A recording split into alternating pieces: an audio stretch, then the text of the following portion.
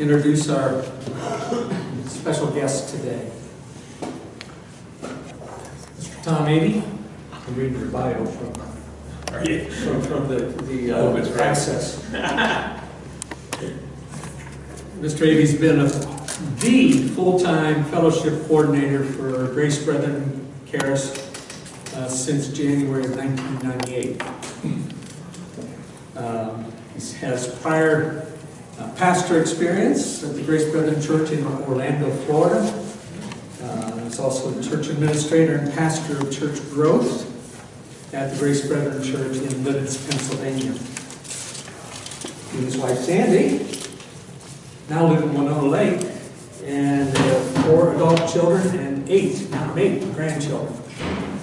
So, Tom, welcome. Thank you so much. We've been in contact for about 6 weeks now. It's finally good to be face to face, and he's got some presentation, and then he's got some Q&A time for you today. Thank you for having me. You guys have already been very friendly and welcoming. Thank you so much. That actually means a lot. I get to walk into a lot of churches. Well, I guess, I don't know if they do it as common or not, but sometimes churches don't. It's nice to know that folks welcome others and are friendly. It makes a big difference. You know that your first impression, you get about 3 seconds to make it in a church environment. So you have people at the door that are doing a good job. Who was it that was at the door for us? Here in the room. She was great. There you are. Yeah. So thank you so much for having us. I've been here just during the week to visit. I've known your pastors fairly well. Talked with Jim not that long ago to find out. I had heard through the grapevine that he had resigned here and didn't know what was going on, so he kind of brought me up to speed. And then contacted Dale to see if I can help you guys at all in finding another pastor or whatever you're going to do towards the future. We haven't talked a lot about that, but he's been talking with somebody that can help. You had some conversation with David and Brian, and I'd be glad to help with that. They call me the Charis Fellowship Coordinator. And like Dale said, I've been a solo pastor. I was there for 6 years in Orlando, Florida. I was at Lidditz, Pennsylvania for 12. I was church administrator, kind of found out in the midst of things that in the pastoral world I'm pretty good at administration. It's not hard to be good in administration in the pastoral world because most pastors aren't very good at administration. But that's what I ended up doing. And along the way, they wanted somebody to work full-time for what we called then the Fellowship of Grace Brethren Churches.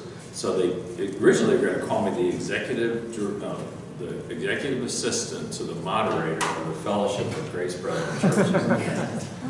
and about the time,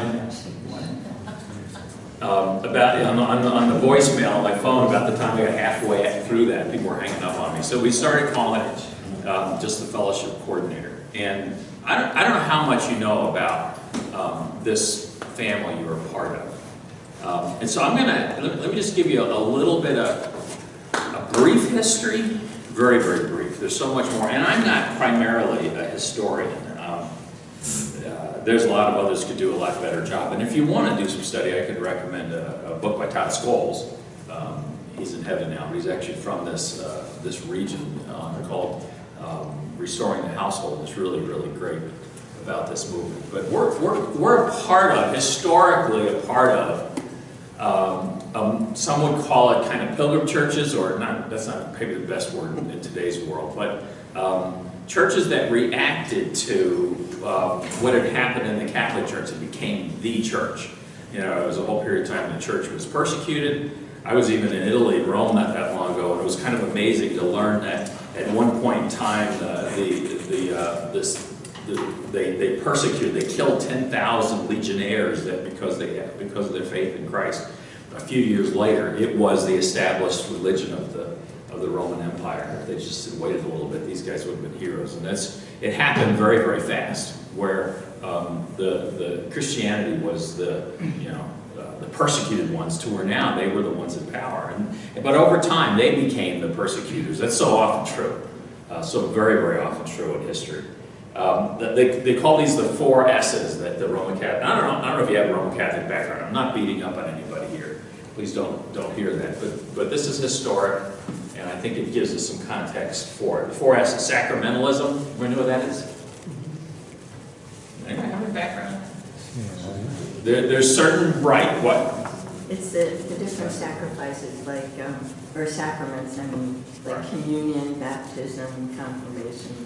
And the idea is you have to do these certain rites, that's, that's what you call it in some settings, in order to maintain your standing in grace. Okay, that's the way it would be phrased. In order to maintain your standing in grace. And the other S is sacerdotalism. And that means that only the priests can administer those rites. Okay, it's not an everyman thing, that a priest has to bring the communion service, a priest has to do the baptizing, a priest has to do all the different things that go on. Sectarianism is that there's only one true church. That's what the Roman Catholic Church means, the universal church.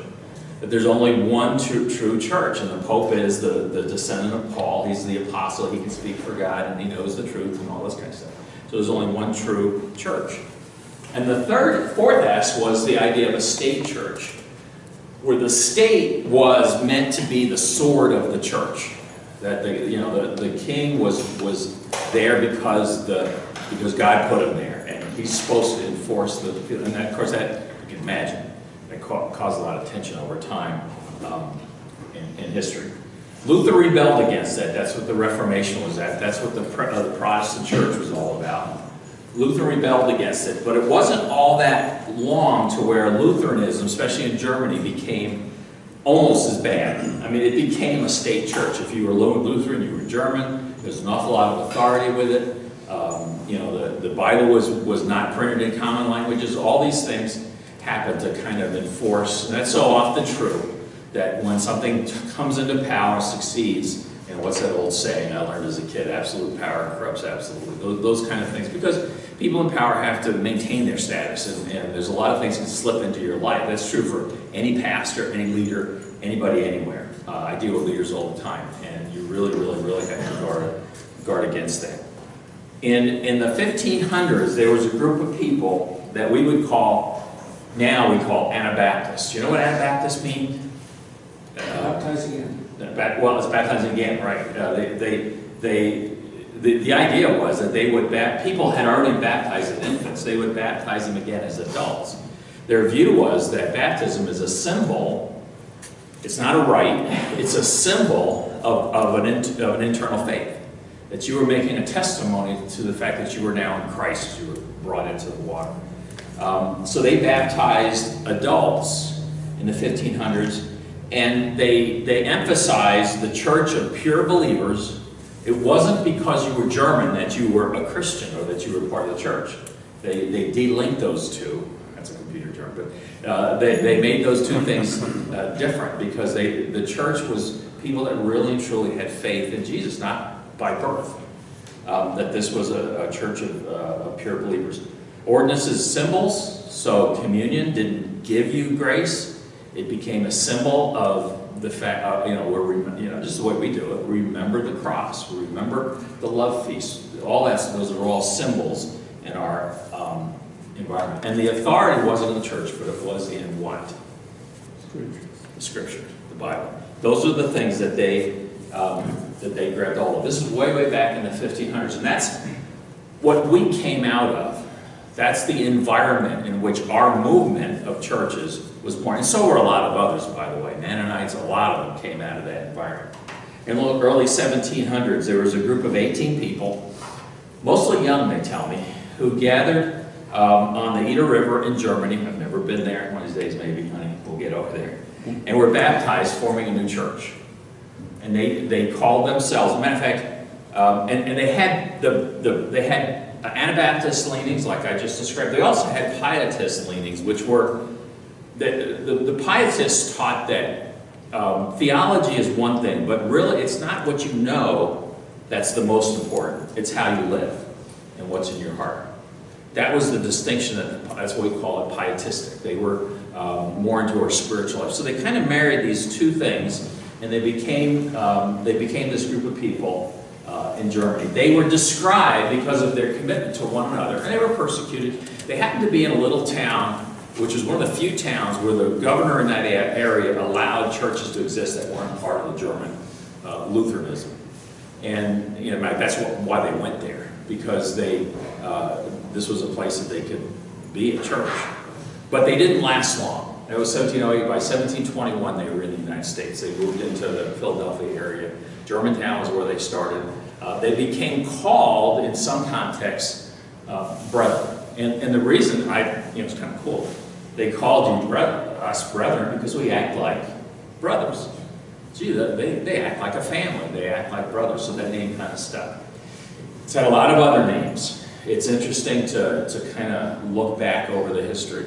There's the Church of the Brethren, there's the Brethren Church, there's the Dunkard Brethren, there's the Old Order Baptists, sometimes they were called German Baptists. There's a whole raft of different groups. Matter of fact, in a couple of weeks, I'm going to go to the Brethren World Assembly. It's actually back in Winona this year, and there's going to be a whole lot of different groups there. To be honest with you, I'm not all that crazy about going, but I got to go because I'm doing something there. But because I don't really feel, I'll tell you why in a little bit, a whole lot of kinship with a lot of it, because our group became a branch and a name that was very, very different in a lot of ways than a lot of these other groups.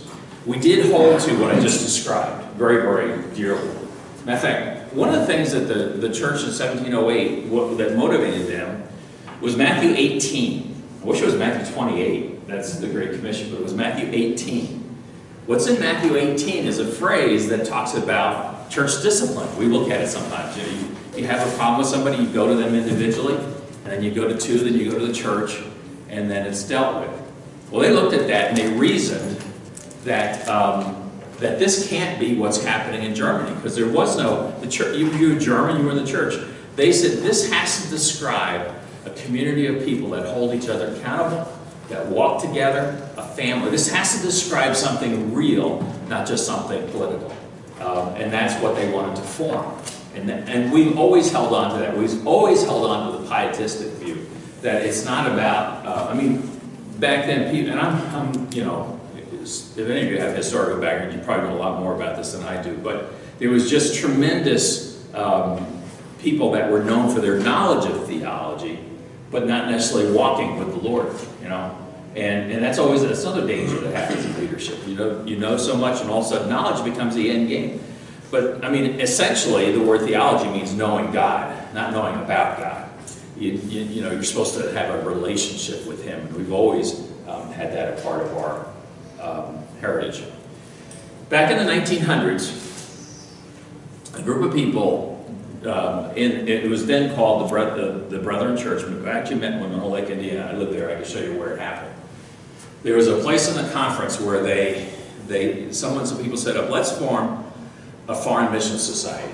Let's begin to take the church. They were pretty much in the United States at the time. Let's begin to take our mission to foreign lands.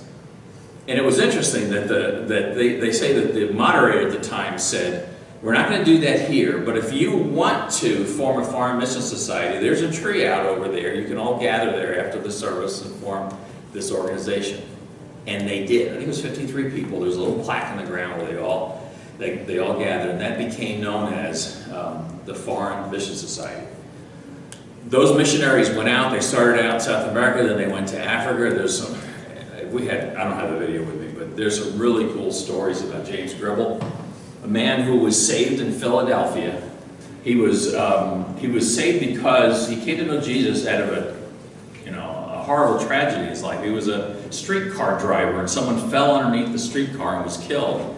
And the next day, he's in church, just giving his life to the Lord, asking the pastor, what does it mean to follow Jesus? And decided to go to Africa. And if you read his quotes, he said, I want to go not only the deepest, darkest place in the face of the earth, but a place where nobody else wants to go. And he went to what today is Central African Republic.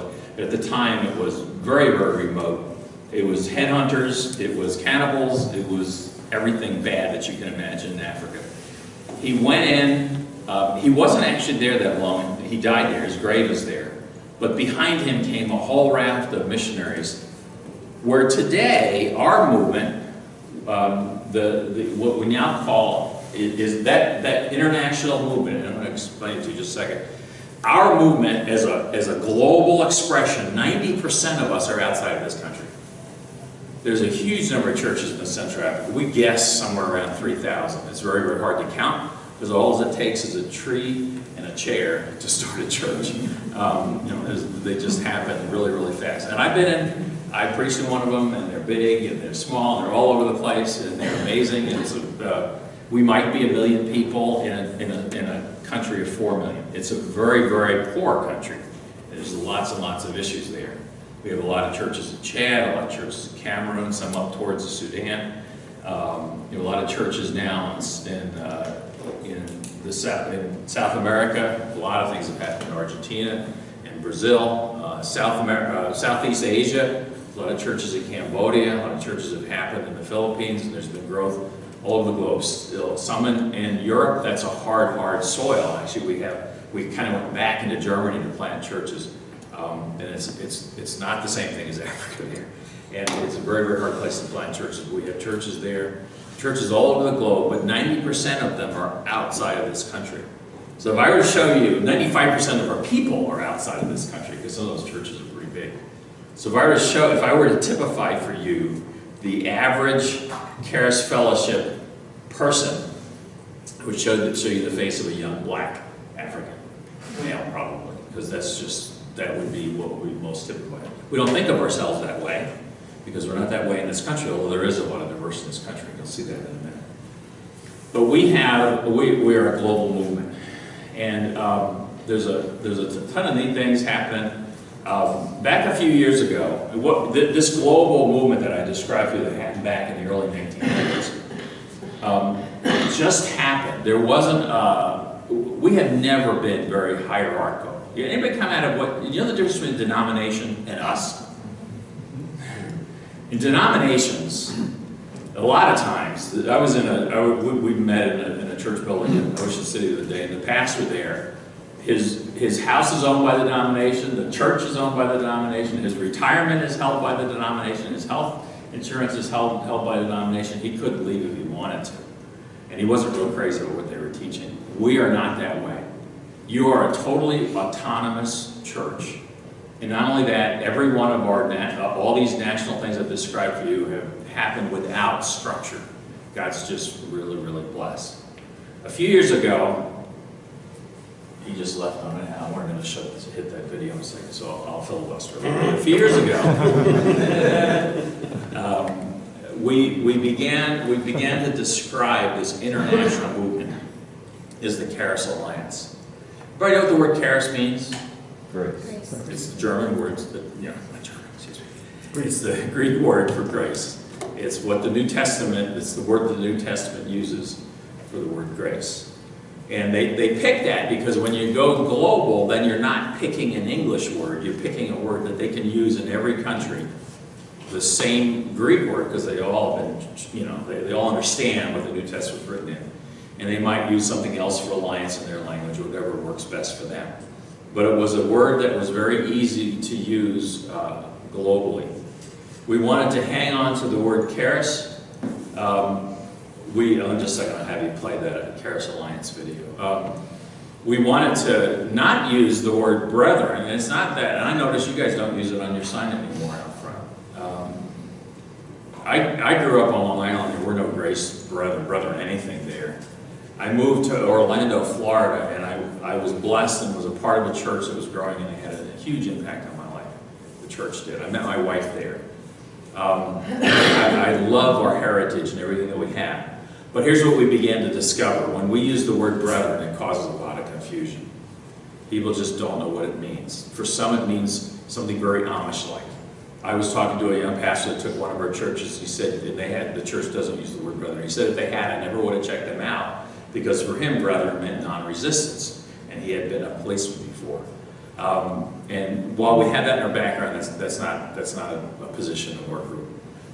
It gets misspelled all the time. You know how many conferences I've been to? They put a sign on the door and they have B-R-E-T-H-E-R-A-N, which is the way you spell Lutheran, but not brethren. It gets misspelled all the time. People just don't. And in this culture, it sounds very sexist. It's just not a good word for us to use. So most churches, 80% of our churches have dropped the word brethren. And we're beginning to use the word, although local churches, we're not really expecting them to use the word charis. But as a group, we're calling ourselves the Charis Alliance globally. And I'll tell you more about what we're doing in this group. I want to show you a video a little bit about this new thing, fairly new thing, called the Charis Alliance. You'll see some faces from all over the globe.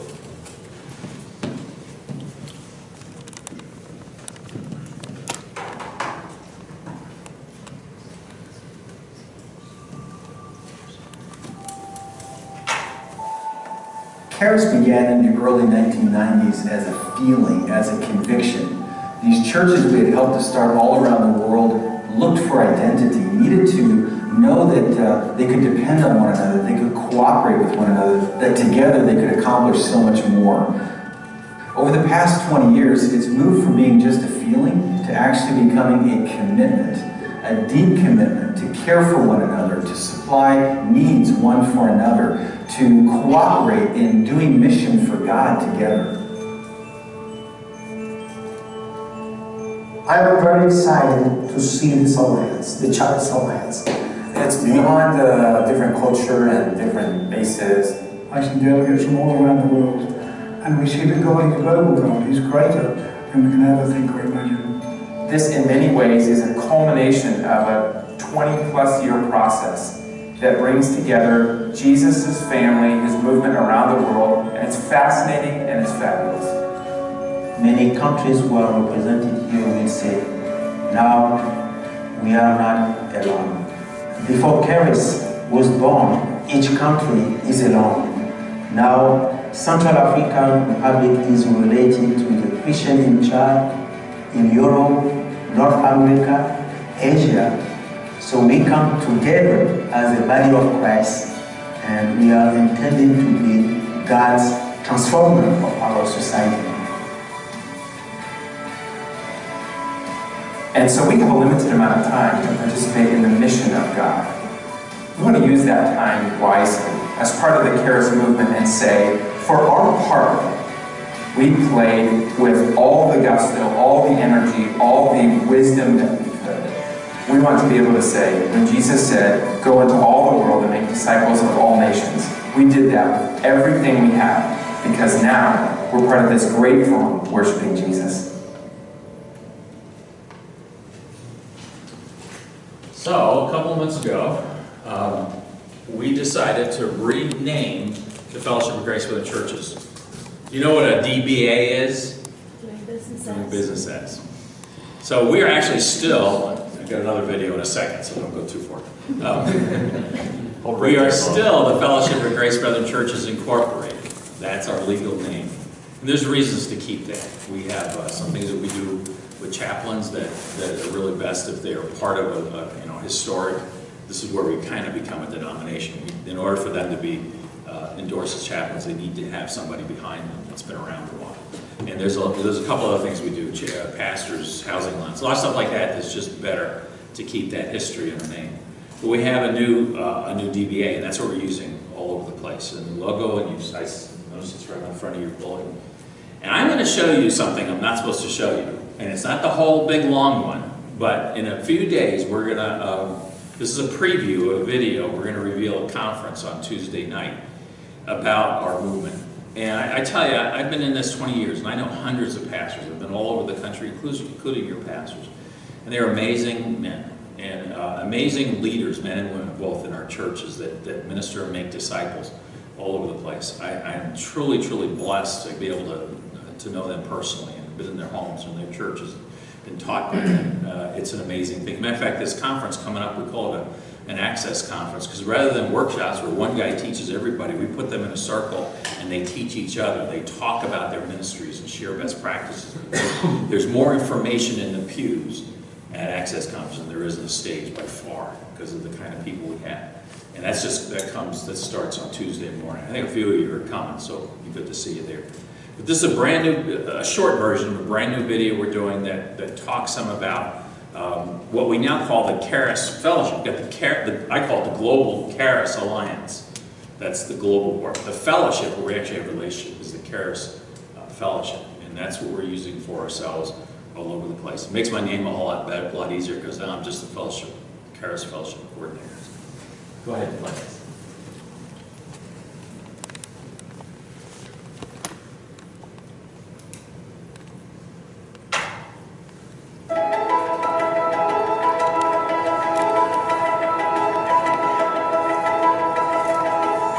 we are a fellowship, a family, a tribe, a community of North American churches and members, a global movement of Christ followers.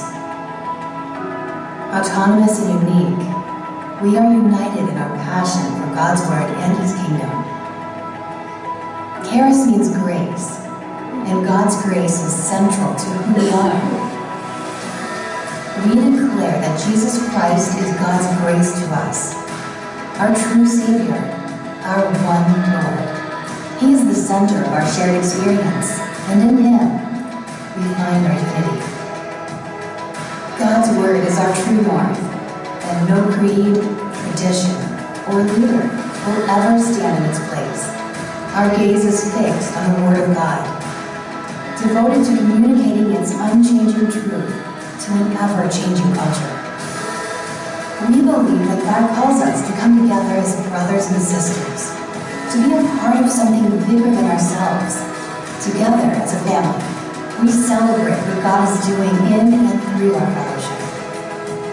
Our hearts beat for biblical mission, to call and make disciples of Jesus Christ, to demonstrate His love, to seek and save those who are lost. We champion, equip, and resource church planters because we believe we will see God's kingdom expanding through their efforts. We believe we will change the future as we invest in the next generation to advance God's kingdom. We have one of the most dynamic youth conferences in the nation, where today's leaders train and encourage the leaders of tomorrow. Our churches and organizations are forces for good in our communities. Our focus is the gospel declaration of life in Jesus.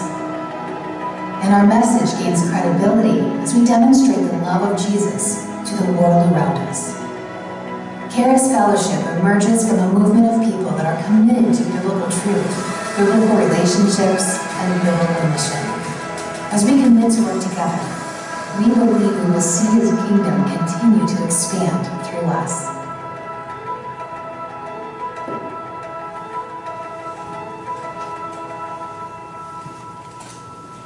So you see there, it talks about Charis Fellowship, and our core values are truth, biblical relationship, biblical mission. And that comes from our long-standing history. We've always been a group that loves the Bible. That's our final authority. And certainly we have to study it and understand and take it in context, and all those things are challenges. It takes work to do. But the Bible is something you will see taught in all of our churches. We're very, very strong on relationship. That's a lot of the reason we do some of the ordinances the way we do and stuff. They're all very highly, highly relational. I spend a lot of my year meeting in regional pastors meetings, or not just pastors, they're leaders meeting all across the country. And we really, really work hard on maintaining good, strong relationships, and that takes work. Anybody in marriage knows that. You just don't assume it. You have to keep working at it. And we're deeply committed to mission, and I think that's why, pound for pound, we're probably one of the biggest mission-sending denominations, if I can use the phrase out there, with 90% of us outside of this country. Some of the things we've committed to doing together on mission is to plant churches. There's quite a few. There's actually 3 brand new churches being received in this summer. One of them's in Brunswick, Maryland. It's actually my son that started that. They're already running like 150 people. Very, very exciting. They're not even a year old. One in Kendallville, Indiana. They're running a couple hundred people, just a little over a year old. Another one in Gehenna, Ohio, which is over just in Columbus. They're running a couple hundred people. And plus, a lot of our larger churches, rather than just getting bigger and bigger and bigger, are beginning new campuses. So you have the largest churches in Akron. That's actually like 5 campuses. Because they just know it's not smart to put all your ducks in one place, and they want to spread it out. And we're seeing a lot of new campuses happening. And then we have guys that are going into places. One of them is actually not far from here, and he spearheads this, what I would call simple churches in apartment complexes. He'll go into places where it's really, really rough and actually change the culture by putting a church right there. And it has an impact on those cultures. I was in one church in Detroit, one of my favorite stories to tell, blighted Detroit, in this apartment complex, all African American, and the leader there said, "Hey guys, this is Tom, tell them your stories." The sharing their testimonies. One lady says, "Well, my daughter shot her husband." All right, but she didn't kill him. So she got put in jail for attempted murder, I guess. And we were all praying and really worried about the court date. And apparently there had been some abuse in the situation. So, and when she got in front of the judge dismissed the charges. And she goes, "It was a hell of a blessing." That's a first for me. These are rough places, and we have guys that are going in there and planting churches. Right now, it's finishing up, I think just today, our youth conference. You saw some video from that. It's down in Indiana. It's amazing. You know, I couldn't get there this year, but I'd like to go. I have 3 grandkids there. It would have even been better. But it's an amazing, biblically based, missional, pushing, local church emphasizing youth conference down there. There's just a ton of things happening. That's very, very exciting. So I've got maybe 10 minutes, and I don't know what you wished I had said or not said. What questions you might have about this thing that you're a part of called the Charis Fellowship. As you move forward, I'll be glad to help you look for whatever God has for you next. And I've watched a lot of churches go through these phases, and they can be very, very rich for you, very, very powerful for you. So don't be discouraged, but you'll see what God does. But it also helps me to be here on a Sunday, so I can go out and tell young guys, "Hey, you ought to check this place out." Questions? Has there been any feedback on the name Charis being, it's a Greek word, but it's the beginning of charismatic? Very, very little. I thought we'd get more. Because we're not charismatic. Right. I mean, that's why I use the word. But I don't think we're boring. Not the general meaning. No, it's interesting. There's a couple things I was worried about on that. We were going to use just like Grace Fellowship or something. But the problem in today's world is that's the most used church name out there. It's almost indistinguishable. Okay. I go to Grace. Which one? Right. Sandy was just commenting in our bios at conference. This guy says, I was saved at Grace Community. Which one? I know at least, even that phrase is really. And then I met my wife at Grace. It's just, it doesn't provide any context. So Charis another thing it does is people say, well, what does that mean? Well, I tell them. Matter of fact, when we were talking about this, one of the pastors that was working through this stuff, and when he first heard, he said, when my daughter, he said, my kids named their daughter Charis. He says, but now when people go out and say, well, what does that mean? He shares the gospel with them. So, the only people that have asked me that, and maybe it's just because they haven't talked, are not ones that would be deceived by that. They're just worried that it would be. I don't know. I haven't heard of it. Yeah. Probably the toughest thing is how to pronounce it. Because it took them forever to keep me from saying Charis. And I still like it better. But I heard one of the guys in the video pronouncing it the Charis. Yeah, he's from South America. And that's probably the way, the CH. Yeah. I don't know the language, but I think they have we have very many ways of saying different combinations of letters, and I think they have very few. Our churches, starting like in our case, would we put Marion Grace, a Charis Fellowship Church? I wish you would, yeah. And I have I wish you would on your website. I can on our website there's a place you can cut and paste some code and put it in yours that'll do that and link to it's charisfellowship.us. Actually .com works now too. That's kind of new, but charisfellowship.us is everything on there, and I really wish you would. We don't enforce that. It wouldn't do us any good if we did. I'm not going to run around and check everybody's sign. But so other than the name, what has changed? It's still the same core values. It's way more. Just when you use the word brethren, you're sounding exclusionist. And we've seen a lot of interest from other churches to come in, and it's still pretty new. And not a lot. Maybe an emphasis in some areas, but we're just mostly trying to be renewedly focused on planting churches, training leaders, doing good for the sake of the gospel. And there's a lot of that going on. Tom, could you explain the logo, where that come from? Oh, we had it designed for us. The three flags, they each connect to one of those. You know, if you look at the colors, they each connect to one of those three core values. We really wanted to hit on those three core values.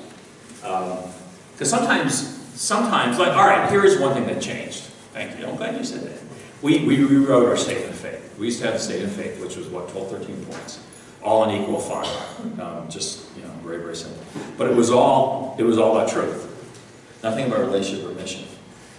So we now have what's called the Charis to Common Identity, and you can see it on the website. And it actually has 3 sections in it. Not so much meant to be more important, but it depends on how you use it. The first one is a very clear statement about our commitment to Jesus Christ, first and foremost. I don't know, I can't quote it, but it was actually in the video. The second one, I think. I know it's in the longer version. You know, Jesus is our main thing. But the Jesus of the Bible, it's what draws us together, what defines our mission, everything. Then there's a section that's kind of what you would normally call evangelical orthodoxy, inspiration of Scripture, deity of the Trinity. You know, some core things that we share with lots and lots of groups out there. And the last section are things that we have historically held.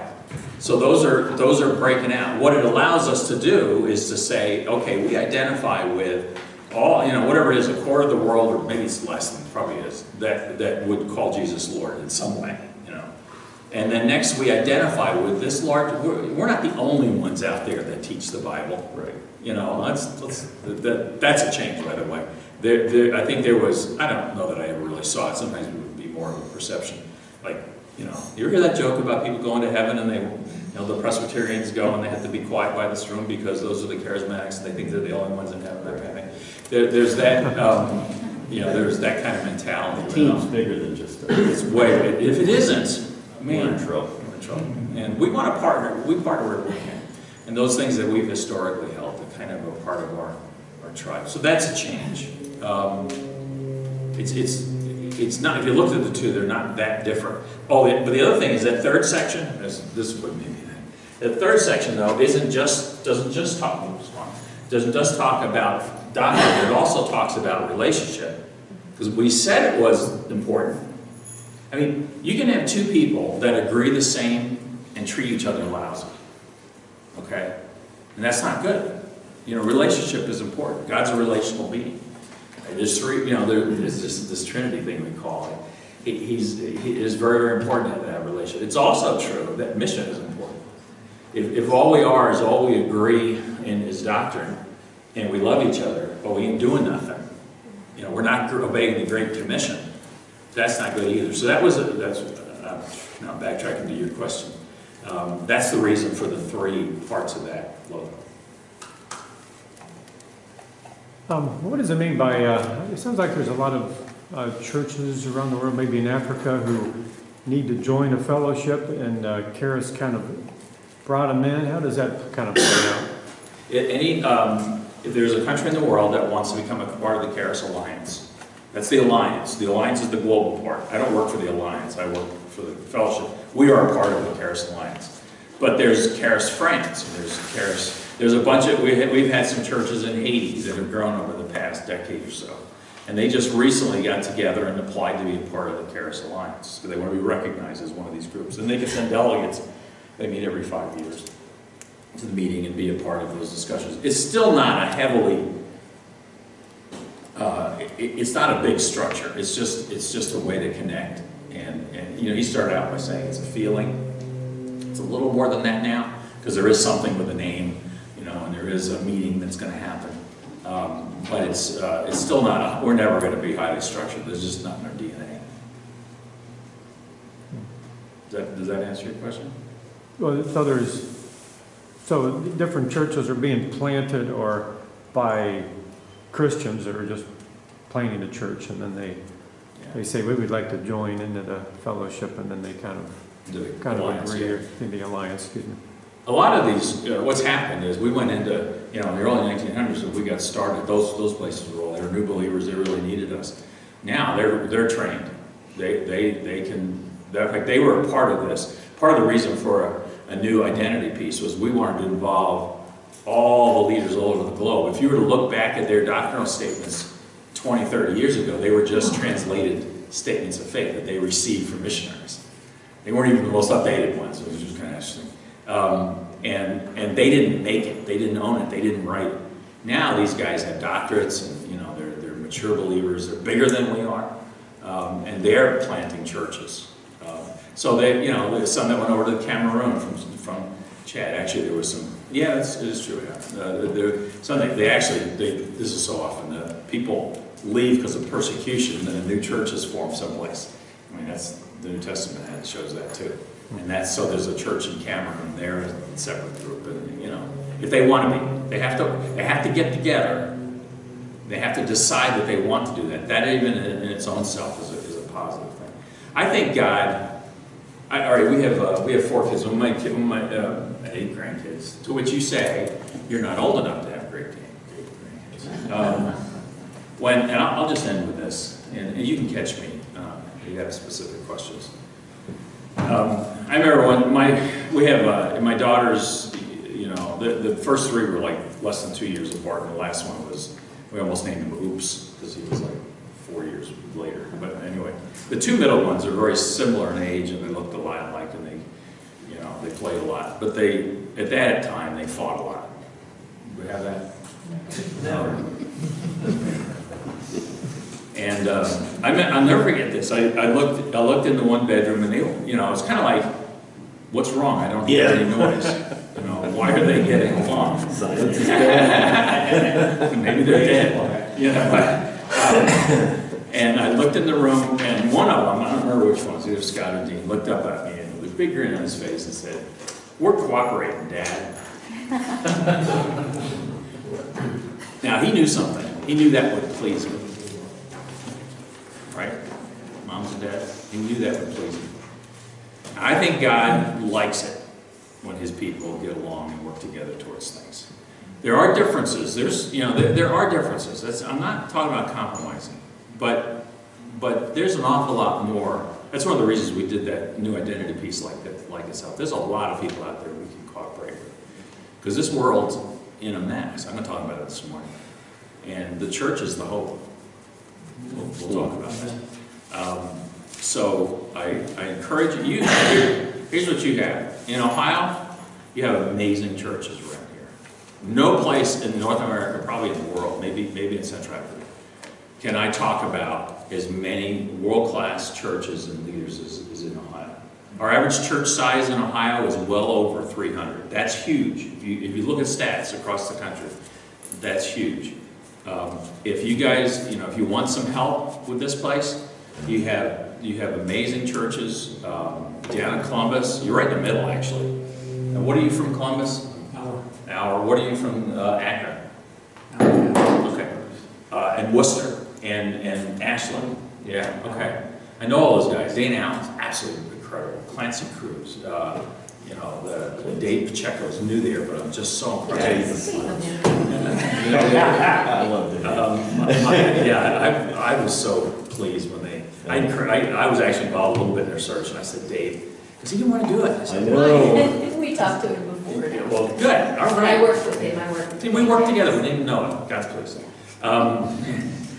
And you just have amazing leaders around this district, or this. Not just district, it's actually a couple of districts, but this state. So I hope you would take advantage of it and work with them, because I think there's a lot of ways they could bless. And your pastors routinely were involved in those things as well, so there shouldn't be anything new to you. But there's a lot of ways that you have a lot going on in the state. I can't always say that in some places. Sometimes we deal with churches, and the nearest church is 5 hours away, and that's just rough. But here you've got some incredible churches around, and they will help you. If they won't, if you call them and they don't help you, call me, and I've been around long enough now, and I'm older than all of them, right? They don't like it all the time. So, all right, thank you for having me, and we'll see you. A couple things real quick.